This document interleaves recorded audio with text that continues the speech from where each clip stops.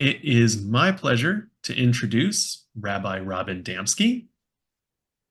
She has been identified by Kanisa as an innovator redefining Jewish life. She runs Limitless Judaism, Body, Spirit, Gaia, a project of learning, movement, meditation, melody, art, tilling, and tending the earth for physical, spiritual, and planetary well-being. Rabbi Robin serves as rabbi in residence at Judea Reform Congregation and leads meditations regularly for the Institute of Jewish Spirituality. She completed both the Clergy Leadership Program and Mindfulness and Meditation Teacher Training with the Institute for Jewish Spirituality. Robin holds a BFA in dance and is licensed in medical massage. She lives in Efland, North Carolina. Rabbi Robin, take us away. Thank you, Jack. Wow, it's funny, a bio. Did I really do all that? It's pretty wild. I want to thank you, first of all, for presencing Israel today, and I'd like to do that again. I'd like us to just take a moment of breath and silence. And in that breath, well, let's just do that, and then we'll come out of it afterwards.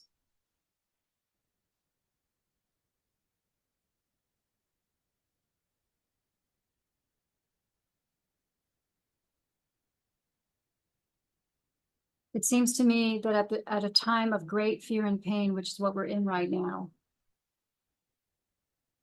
that connecting to our breath and remembering what this entire symposium is about, that we are all in this together, is such an important piece for us to take away. And so my prayers are with brothers and sisters in Israel. My prayers are for wise governance in Israel. My prayers are for the end of the violence in Israel and the entire region.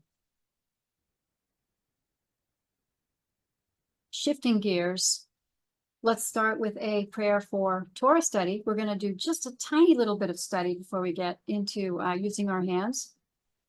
Baruch atah havaya Eloheinu ruach ha'olam asher kidshanu mitzvotav v'tzivanu la'asok b'divrei Torah.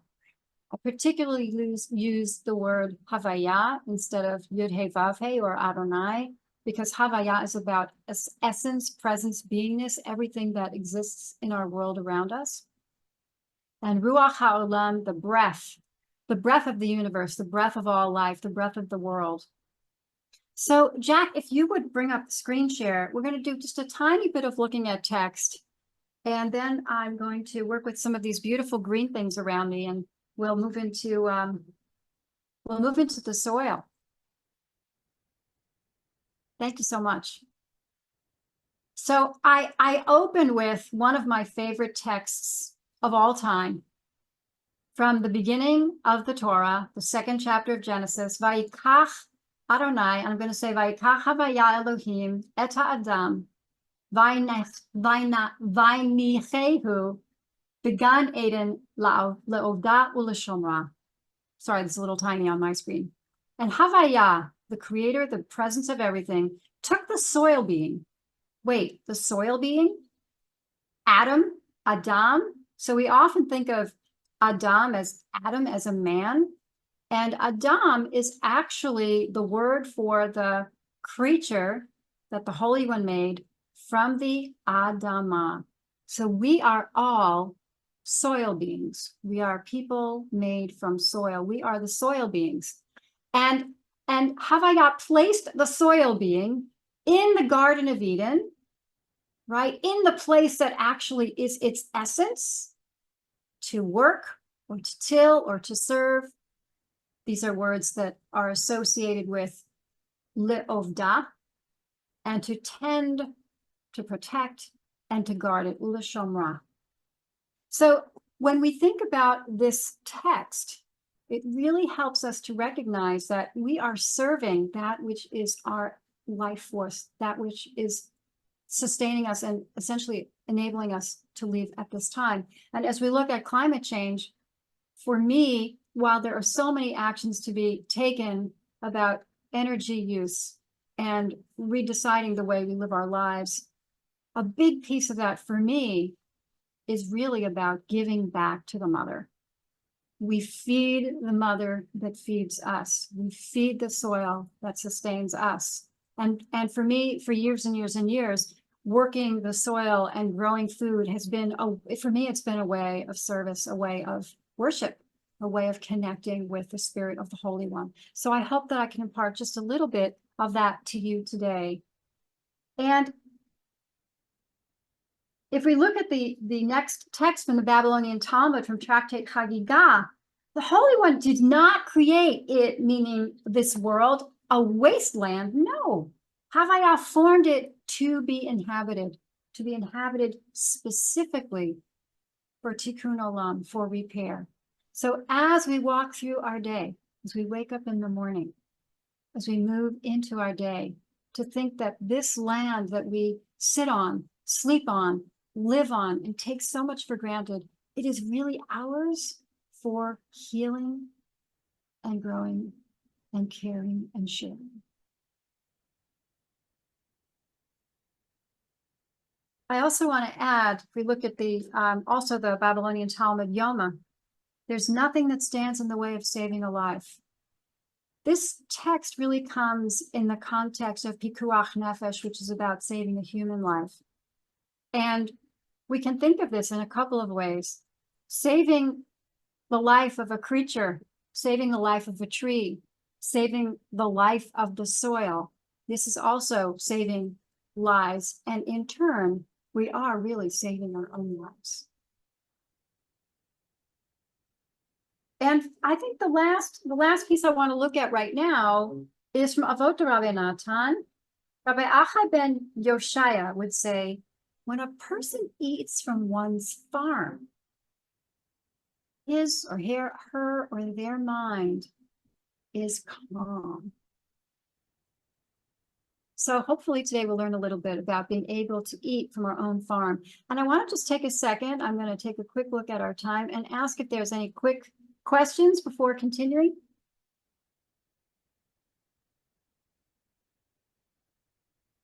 All right, then, let's move on. So how many of you have, we can break out of the screen share for a bit, Jack, if you would. Thanks. How many of you have planted food before? Just like show a raise of hand or stick a little, thumb in the chat. Okay. And for how many of you, thanks, Asher. For how many of you is this a new exploration? Okay, well, I'm not exactly sure because I don't have everybody's face here, but what I've learned over time is that caring for the planet is a process of discovery. And there are many, many, many lessons that I've learned over time. What I want to share with you today is a little bit about soil and a little bit about planting. So I've got some soil mixed over here to my left, which I will be using in a little bit to actually do some planting. But first I want to talk about good soil. I learned in studying regenerative agriculture that we have about enough topsoil on the planet for about another 30 years of crops, single growth crops. That is basically a not very sustainable operation. Single growth crops, you may already know this. Single growth crops are really hard on the earth. And because they're hard on the earth, because there's no biodiversity, one of the problems that occurs is pests. So then we get into pesticides and we get into herbicides to make sure that our single growth crop doesn't get infiltrated by other crops. And basically we just keep deteriorating our soil. So we can build up our soil. We can build it up through the way that we plant and through composting. And if we have soil that we're using either in a pot or in a container outside or in a garden bed or a raised bed, there are many, many things that we can do to supplement our soil and actually continue to grow the soil over time. Again, show of hands, people growing on their windowsill, anybody? I don't see anybody there. People growing outside in containers? Okay. How about raised beds? Or in the earth directly? All right. So what I'm going to share with us today is something that I'm going to do in a container, just because it's a little bit more user-friendly than having this camera out on the ground. It's just a little hard to work with. And all of these techniques, except where I say otherwise, are applicable whether you're in a container or outdoors. So the important thing is to start with a good base. For years, I grew directly in compost. I've been told by people you can't grow directly in compost, that it's too acidic and it'll burn your plants. I haven't had that experience. But what you might want to do is check where your compost is coming from. Is it organic? What ingredients go into it? And if you feel that it's a good compost, or it's the only compost that's available to you, do a pH check. The pH of your soil will generally want to be somewhere around 6.5 to 7. Certain foods, certain produce like blueberries like a more acidic soil, certain ones like a more alkaline soil. But generally, you want your pH to be somewhere around 6.5 to 7. And if it's not that, then you want to be supplementing. If your compost is too acidic, you definitely don't want to plant in it directly. This is what I call really good compost. I just want to, grab this and bury myself in it, literally, not because I want to lose my life, but I love the texture of it. I love the smell of it. I love the feel of it. And this is from a local organization called Compost Now. This is not compost that I've created for my own yard. I'm new in the property that I live in right now, and we're in the process of designing a food forest. So we will have our own composting system in time, but this one is not from that. Look how dark that is. It's really rich, really, really rich color. And then I usually will supplement with mushroom compost. Now, this is just a little bit lighter, but also still pretty dark. One of the capacities of mushroom compost, while it enriches the soil, is that it can raise the pH of the soil. That might be a blessing or a curse. So you want to maybe check the pH, a pH strip or a little pH tester of your mushroom compost, and see if it's a good thing for you to add. I usually will take about a third of my mixture and add about a third of this to the total of my mixture. The compost I'll either plant in directly, or it might be about a half of my mixture. And then I add some other goodies. This is another incredible thing here. And just look how thin that is. See if you can see how fine that is. These are worm castings. And worm castings also add nourishment to the soil, and they aerate the soil. I would not use worm castings if I was planting in the house. There are a couple of things I wouldn't use in the house, because I've also had the experience of using mushroom compost on plants in the house, and I get mushrooms in the house, which is, if you want that, that's fine. But if you don't want mushrooms in your potted plants in the house, you might keep the mushroom compost for the outdoor garden. And then there are 3 other things that I use to add to my soil. This is vermiculite. This is super light. It's almost like air. And vermiculite is from mica. What vermiculite does is it also aerates the soil, that adds a nutritional compost. And what I love about it is that it holds moisture. So if you're looking to be sensitive to how much water you use, or you're living in a place that's pretty dry, this is a really, really good supplement for your soil, indoors or outdoors. And this is a partner. This is called perlite. Perlite is actually made from volcanic glass. And you can see that it's quite powdery. Maybe see the powder flying away. It's been heated so that it kind of puffs and almost feels like a little bit of styrofoam. But what it does is it soaks up water. Again, great for planters both inside and outside. One of the things I like to use perlite for is if you're using outdoor soil, the soil can be super heavy. And if you're using raised beds, or if you're putting this in the earth and you want to lighten your soil, this can lighten the soil particularly nice if you're using containers that you have to move. Finally, this is my go-to. This is Dr. Earth fertilizer. Dr. Earth has a wide variety of fertilizers for different kinds of plants. This is their generic tomato and vegetable fertilizer. And I take about a quarter to a half a cup of this and mix it into a big, well, actually about a half a wheelbarrow. And it really, really does an incredible job in helping me, supplement my soil. So all of these things I mix in before I begin to plant. And if it's a small space that I'm planting, then I mix a small amount. If it's a large space, I may have to mix wheelbarrow after wheelbarrow after wheelbarrow, or perhaps I can be using a large dump of soil and I can be working it right directly into the earth. Okay. So Myron, Kiss the Ground. Yes, it's a beautiful, beautiful movie, which I highly, highly recommend to people. It's an extraordinary film. The regenerative agriculture class that I took was through Kiss the Ground. So thanks, Myron, for that. So that's a little bit about building soil. What I want to do before planting is, again, open up to see if we have any questions or any experience that you've had that has been meaningful that perhaps we could learn from. Anybody?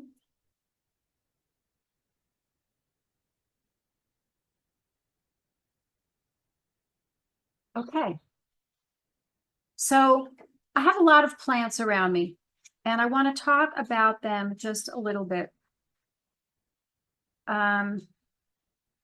Actually, before we get to that, I want to say that there are two source sheets that are available, the ones that you'll be seeing shared. They're also in the chat, and they will be sent out by Limud, so you'll have these afterwards. The first one includes the text that we looked at just a little bit ago with a few other texts. And on the back of that is a page that I called Soil Stuff. Okay, these are just little tips on how to prep your soil, how to work with cardboard and lasagna if you want to be composting. And I don't mean lasagna like spaghetti. I mean lasagna like cardboard and leaves and dry goods and food scraps that you basically build layers and layers and layers into your soil or into your raised bed to help create really rich soil as time goes on and it decays. I talk a little bit about rain barrels and cisterns, how to protect the soil from losing moisture. So this little piece of paper will give you lots of tips. And I'll get back to that before we finish today. So I said a little bit about mono agriculture. Where I live in Eflin, North Carolina, it's a pretty rural area here. And when I drive to anywhere, I pass by cornfields, soybean fields. Those are the two that I pass by the most. And there are plenty of fields with cows and donkeys and goats and sheep. But the ones that really hurt my heart the most are the cornfields and the soybean fields, because they go on for acres and acres and acres, and they are one crop. And that is just not the way this earth was created. If you think about the Garden of Eden, what do you envision? Do you envision a giant wheat field? I mean, for me, it's a little bit more about like what's behind Jack's head, but with things just growing everywhere, right? And beautiful diversity of plants and animals and all kinds of things that are amazing to eat. I don't think of it as a giant field of one crop. So when we look at planting, if we think about a natural ecosystem, if we think about those woods that Jack's sitting in front of, or if we think about going to a meadow or even the plains that are not planted by humans, there's a wide diversity of species in the grasses, in the woods, in the plains, in the meadows, just filled with all kinds of diverse species because they're related to one another. It's like hanging out with yourself all day long, and everywhere you turn is, oh yeah, it's just like me. We want to hang out with people who, you know, and things that enrich us. Same is true for the earth. I studied permaculture for a while, and one of the things that permaculture strives to do is to create our landscapes to echo the way nature would do just that. And we literally create ecosystems. And there are some techniques that permaculture uses that are going to be available to us if we're doing even small space gardening. Others may be more appropriate if we're doing large space gardening. But one thing I want to point our attention to is that plants are relational. And we know this, we see this over and over again about trees communicating with one another above ground and below ground. We see it in the mycelial network, the mushroom network under the ground, that there's this interrelational happening of the micronutrients under the soil. It's a wild thing that's going on there. So when we plant something in the ground, the soil is a part of that, is a part of creating that ecosystem. And also what we want to be thinking about is what plants like other plants to be near them, and what plants would rather not be near particular other plants, often called companion planting. This is the other source sheet that I'll send out. And what I'd like to share with you just now is that I've got some companions over here. These are kale plants. This is red Russian kale, and this is dino kale. And with these plants, I have parsley. I'm sorry, dill. Dill likes to be around the brassicas, particularly the kales. And also with those kales, I could put any kind of mints. This is a tiny little baby mint I've never seen before. Full disclosure, my seeds are just coming up, and I wanted you to be able to actually see plants. So I went and brought these from farmers that I love and trust. The other brassica that I have here today is arugula. Brassicas are in the cabbage family. And so arugula also goes well with dill and with mints. Those are some things that you can keep with you as you're planning your garden. Tomatoes. Tomatoes suck nutrients out of the earth. Tomatoes and corn, heavy feeders. One of the things that we learn is that if we plant tomatoes, we don't plant them in the same place next year. Instead, after we plant tomatoes, we plant a year or even two of nitrogen fixing foods, beans and legumes, peas and beans, and they nourish the soil so that there's actually something for the tomatoes to be able to draw from in future years. So basil is a really heavy feeder, and it loves, tomatoes, it loves basil. It's no joke that we eat tomato and basil, right? In a lot of Italian foods. Here are two different kinds of basil, because these guys really like to hang out. Another plant that you could plant with tomatoes is nasturtium. Now, nasturtium, this is a variegated nasturtium.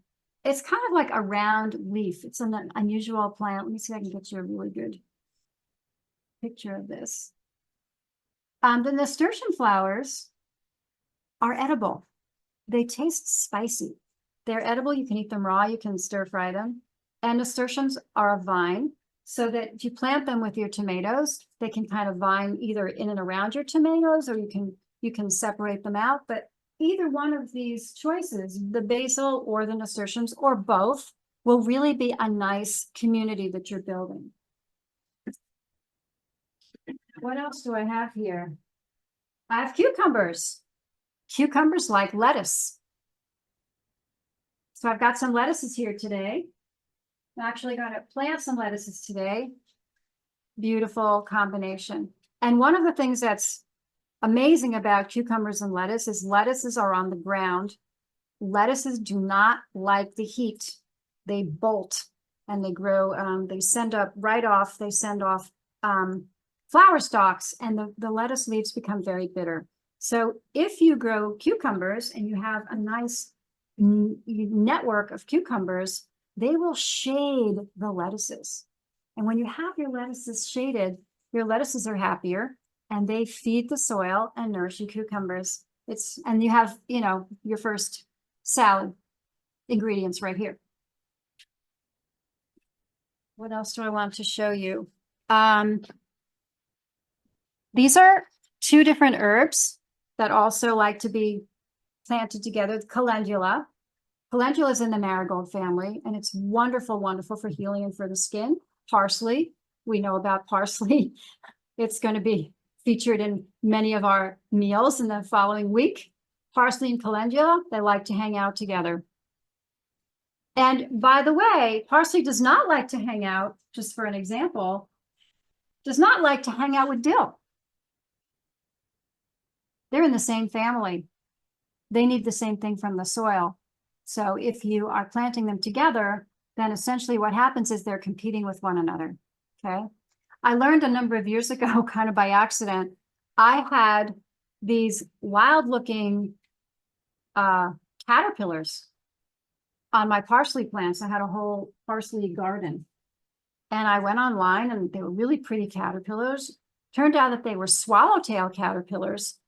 But I read this blog from a woman who said she and her daughter were watching the parsley patch, and in 3 days, the parsley was completely decimated, because that's what the swallowtail caterpillars like to eat. They like to eat dill. And I had a very, very large fennel bed. So I lifted each caterpillar off the parsley on a stick and took it over to the fennel, where I had more than I needed. And from that year on, I always supported the swallowtails, just, redirecting them. So calendula and parsley. Let's see. The last thing I want to show us today, which is what I'm going to plant, strawberries. Now, strawberries, you may or may not be familiar, are vines. And what they do is they send out these little shoots that basically make new plants. So I could plant this, and I could make sure that this little thing is right under the soil, and this one over here, and this will keep sending them out, and I will create a bed of strawberry plants. At a certain point, when it's really established itself, you can then cut this, and it's not pulling energy from the mother plant. It's become its own plant. Some people like to grow strawberries in pots that hang, and these little guys just get bigger. But if you really want to maximize on your strawberry plants, putting them in the earth or in a bed, in a raised bed or some kind of a bed, and allowing these shoots to make new plants will really give you a great yield. So strawberries like spinach.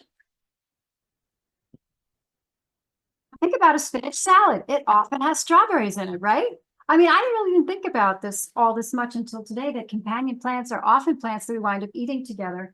And the other thing that strawberries like also is lettuce. Now, unfortunately, the strawberry plants do not grow terribly tall, so you're not going to get a lot of shade of your lettuce from your strawberries. However, depending on what kind of spinach you grow, if you grow a tiny leaf spinach, not so much. But if you grow a big leaf spinach and you put your lettuces kind of underneath where the leaves could shade them, you can get that same companion thing going on. Okay, so I'm going to pause for a second and just ask if anybody has any questions or discoveries that you want to share. Why do basil and tomato like to hang out? And the first set of companions, do we know? Yeah, so the reason that it's different with each partnership. So in some instances, like if you've ever heard of putting marigolds in the garden, marigolds ward off certain pests that would go to the plants. And that's also what happens in these companions, that they will draw certain pests away, and those pests won't bother that other plant. They also have nutrients that they give out that will nourish the other, and vice versa. one of the things that I often plant when I plant brassicas is sweet alyssum. It's a tiny little white flower, and sweet alyssum pulls aphids away and distracts them from all the brassicas. So if you grow a lot of brassicas, cabbages, kales, Brussels sprouts, broccoli, bok choy, collards, sweet alyssum is a really, really great flower to have in abundance. Does that help answer the question? Yeah. Okay, cool. So I'm going to do a little planting with you, and I've already mixed my soil. I figured we had a tight little schedule today. So I've got all my soil mixed, and I'm going to step back here and maybe re-angle my camera just a little bit.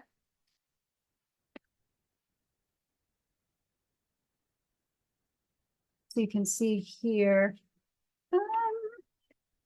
This.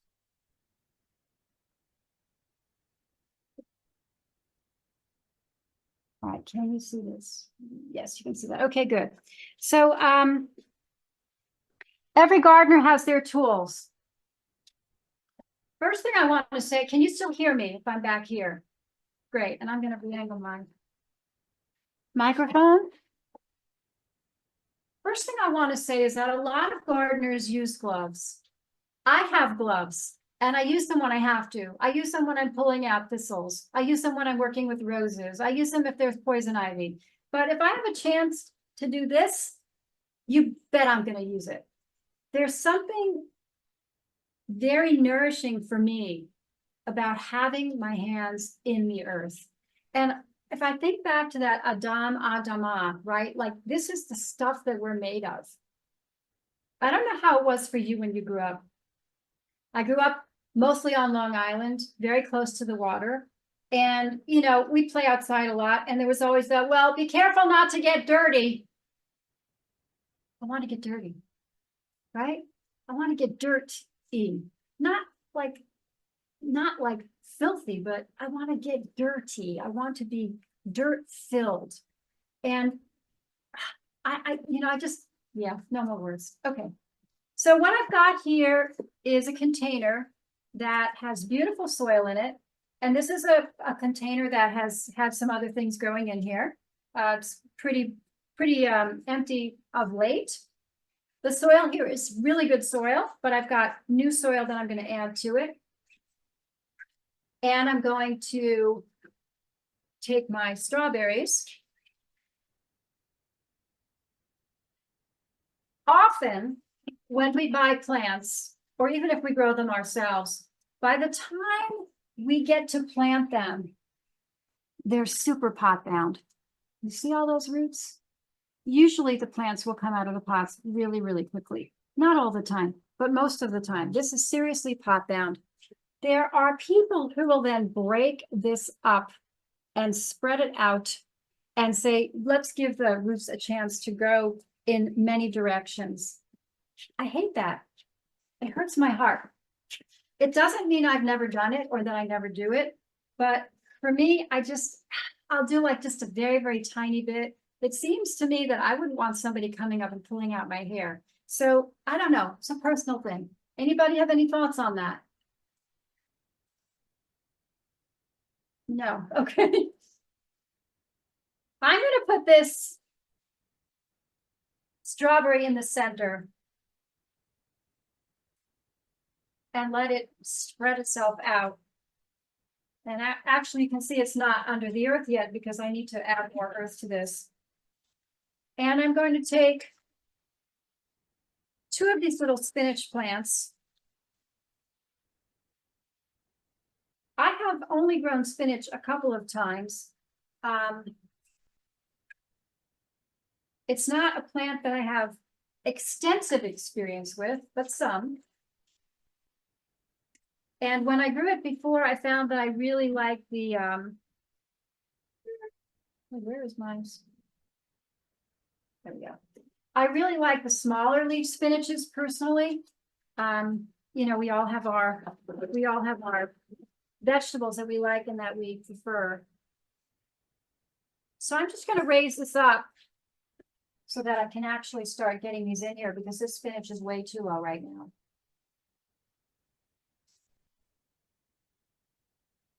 And actually what I want to do is take a spoonful of this and show it to you up close. So you can see that it has the white of the perlite. You can see some of the lighter spots, which are the vermiculite, and the Dr. Earth. The rest of the soils, you know, they're pretty similar in color. You can't necessarily see them. But I had somebody ask me recently, what about peat moss? I used to use peat moss or sphagnum moss a lot, and I learned that it was destroying the peat bogs. So in the last 4 or 5 years, I've stopped using peat moss altogether.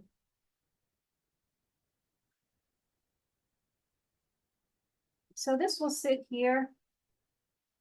I'm going to build this side up a little bit.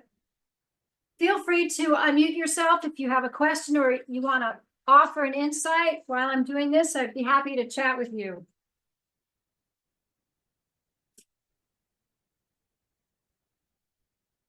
I'll tell you, I can't see the chat right now, so if you have anything in there, I'm going to have to get to it in a few minutes. Now, these are some lettuces. I tend to prefer growing leaf lettuce to head lettuce. Why? I haven't had a whole lot of success with head lettuce, and that's, you know, that's the plain truth. Leaf lettuce is great because you can grow I could grow a container this size, and I could sow it with a bunch of seeds, and in 4, 5, 6 weeks, I'd have all kinds of baby lettuces, and then I could prepare the soil for something else and grow another set of lettuces, you know, for the next few weeks, or keep a series of them growing so that I always have fresh lettuce. The only lettuce I've really had success with growing to head lettuce is butter lettuce. And I really, really like butter lettuce, but yeah, just haven't had a whole lot of success otherwise. And I think, you know, that's one of the things that we discover.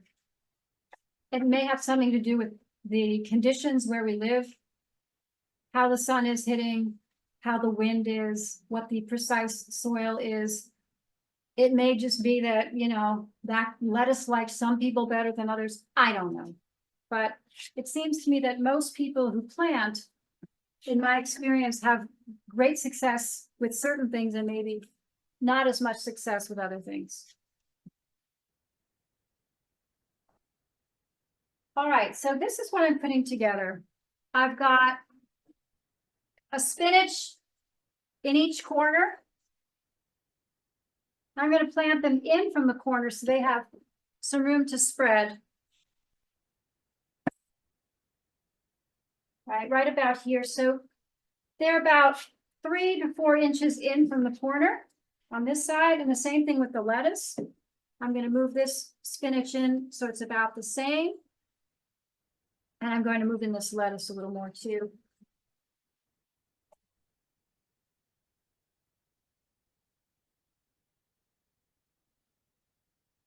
Now, what you can already imagine, right, is that these plants are going to start growing into one another. And that's where we need to pay attention. So as the strawberries begin to leaf out, you're going to want to pay attention to see where are the flowers? Where are the strawberries taking root? Is it giving my lettuce enough room? Do I want to move it somewhere else? Is my spinach getting enough sunlight? Is my lettuce getting too much sunlight? And if you're in a raised bed, you have a different choice, a different set of choices for monitoring light than you do in a container that might be easily movable. Shade netting is a wonderful, wonderful tool for diminishing light, particularly with lettuces. I've used shade netting many a year to extend the season of lettuces before they will bolt. And all of these plants would benefit just fine from shade netting. Again, one of the reasons that they're companions.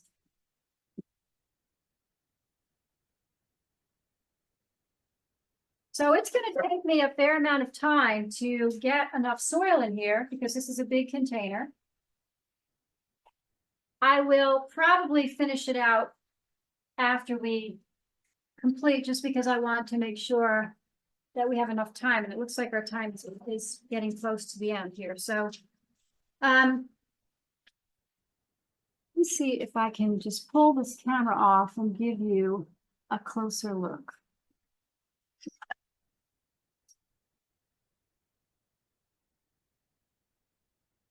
So that's the beginning of this container, okay? Let's see if I can.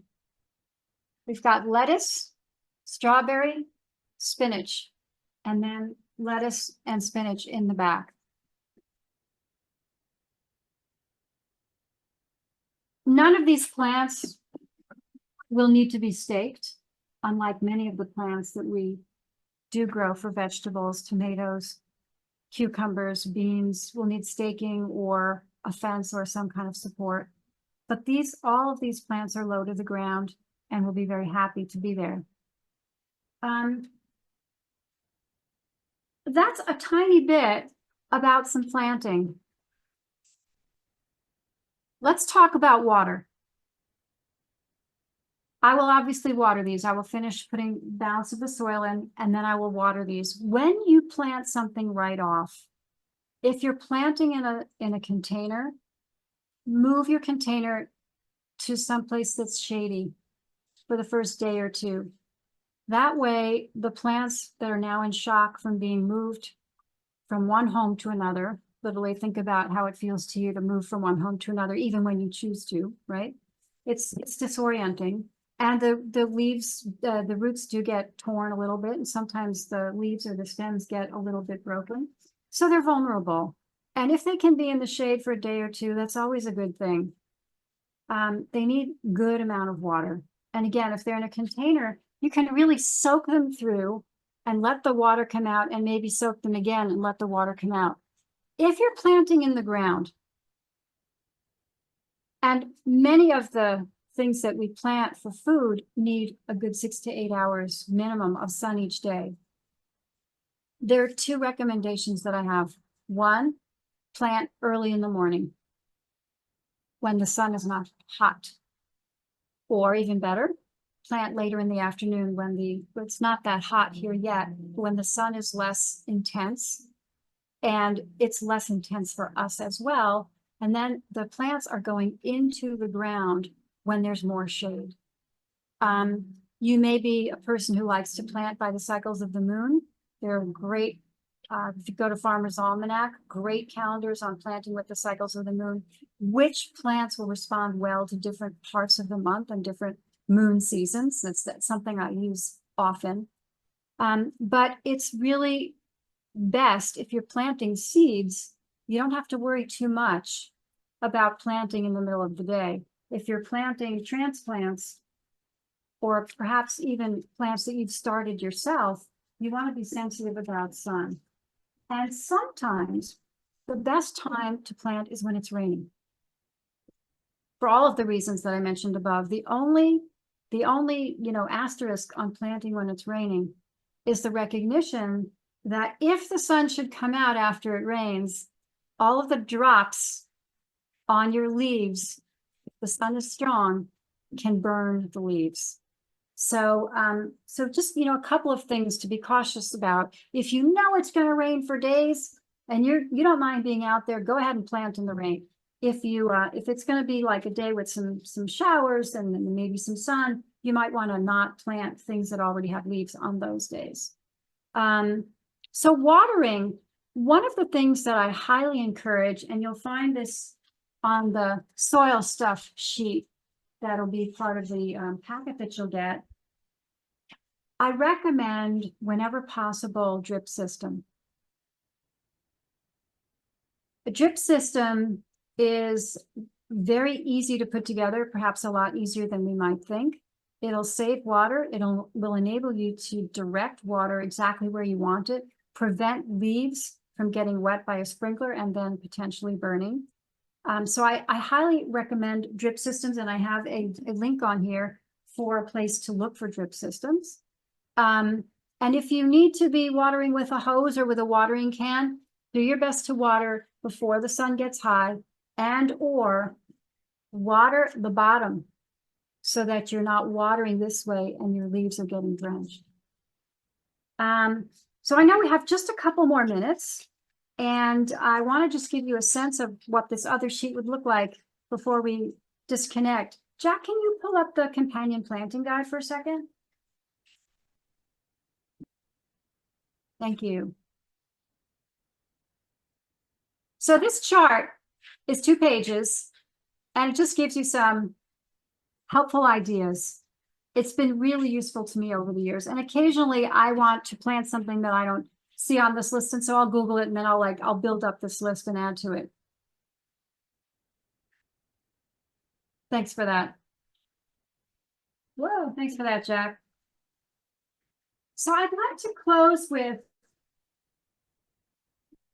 one last text from our tradition, which may be very familiar to us, or maybe not.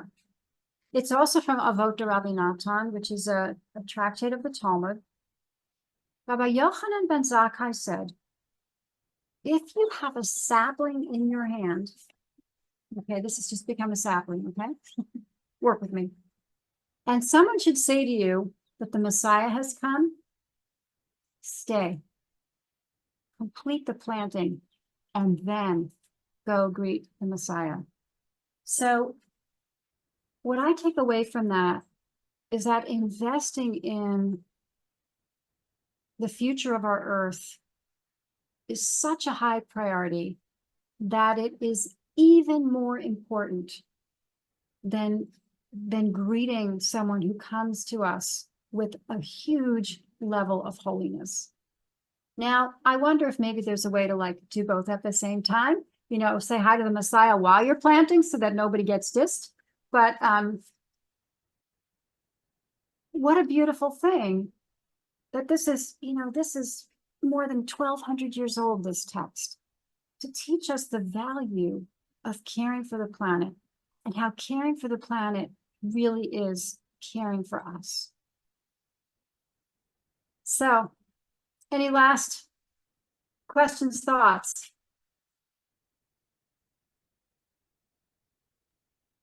That's wonderful. I love Thank that, you. Jack. I love using drip systems, invite the Messiah to help. I think that's beautiful. That's perfect. All right. Well, thanks for being here. And Thank you. you're welcome. And if you want to reach out to me, at the bottom of the source sheets is a way to connect with me, and happy planting. Lots of success. And thanks, Jack, for your support. Thank you so much, Rabbi. Welcome. Thank you for your time, and you guys enjoy the next session if you can.